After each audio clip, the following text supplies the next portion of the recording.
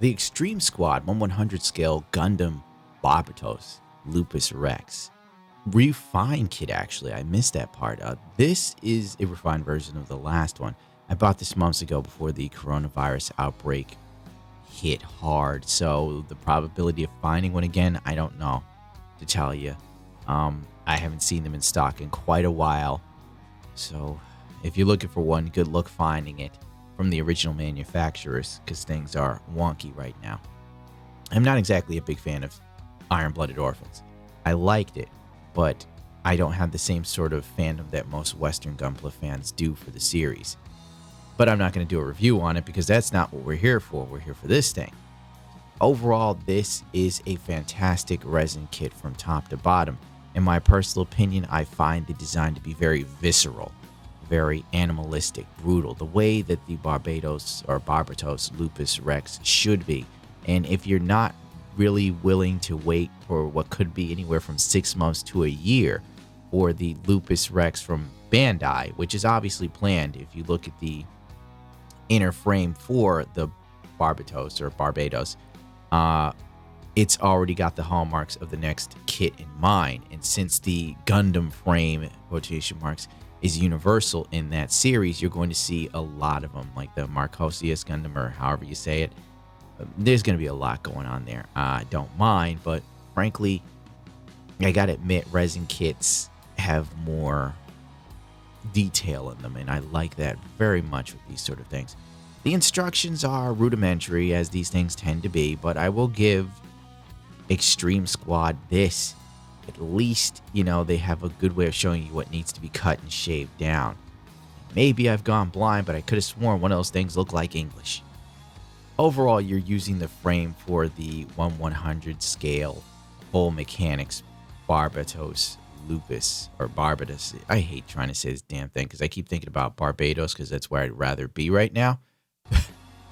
You have to use that inner frame, and the inner frame on that kit is nothing special. I hear it's riddled with issues.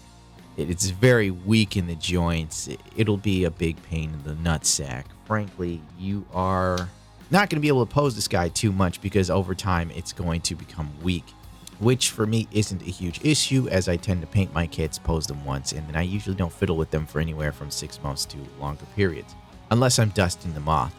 Otherwise, I don't pose my kits. So this wouldn't be a problem for me. It could be a deal breaker for you. Who knows? The manual, straightforward. The one major gripe I have is they don't have too many detailed photos of the kit itself finished. So that can be like your color guide as to what goes where and tones and so on and so forth.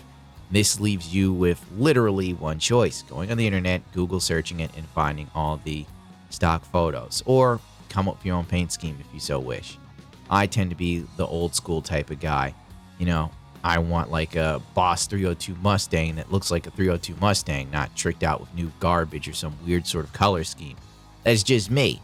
I have the same approach for models. You could be different. So whatever, that's just the point I'm making. The overall castings, very good. Very nice. I don't have any real complaints here at all. They also did the solid of separating the parts, thank God, because when all the parts are jammed into like these little tubes of plastic, they get broken during shipping. And I don't know why some of these manufacturers do it. I know why like the recasters do it, because they don't care. They're just recasting someone else's work and selling it to you at the fraction of the cost. They don't give a rat's ass. But when like manufacturers or the original creators of a kit do that, it bothers me, because it's like these things sometimes can be expensive. In the case of this kit, it's about $100 last I remember. $110, not counting international shipping that just rapes you 6 ways from Sunday, So getting a broken part could be a real pain. But these guys put the stuff in a way that it doesn't get broken, even though the box took some damage.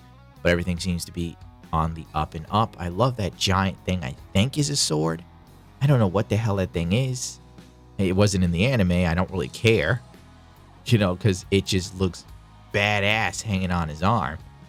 Lord knows these promotional photos for the Barbatos, they probably got like all sorts of special contraptions to hold it together while it's posing.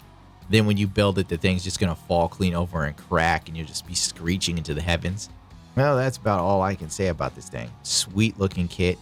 If you're looking for one, good luck finding it. I haven't seen any in so long. That's why when I saw some in stock, I was like, screw it, I'm gonna buy it. Even though I know there's no shot of me painting it anytime soon. And that was last year. But who knows? Maybe this year, maybe. But there's so many things I want to do. And currently I'm doing the Perfect Strike PG. That's eating up a lot of time and effort, and people like the super filmic camera work, so that just sucks up even more time from building the kit, man. It's turning too much into a job at that point. Like, I just like building, but if you want to get your channel noticed, you got to play the damn game.